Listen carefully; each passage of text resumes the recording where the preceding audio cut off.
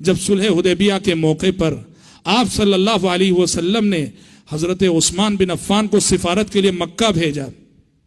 मक्के वालों को समझाने के लिए, हम जंग के लिए नहीं आए, लड़ने के लिए नहीं आए हैं, हम तो उम्रा करने के लिए आए हैं, हमें इजाजत दे दो, उम्रा करेंगे, निकल जाएंगे। और हुआ ये कि मक्के वालों ने हजरत उस्मान को जरा रोक लिया, यहां तक कि यह अफवाह मशहूर हो गई कि हजरत उस्मान शहीद कर दिए गए। यह अफवाह जब मशहूर हो गई तो आप सल्लल्लाहु अलैहि वसल्लम ने 1400 सहाबा जो आपके साथ थे उनसे बैत ली एक दरख्त के नीचे, बैत करो कि उस्मान के खून का बदला लेकर रहेंगे।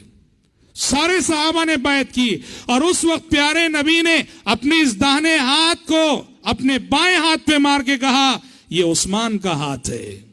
ये उस्मान का हाथ है, उस्मान की जानिब से भी मैं बैत करता हूं।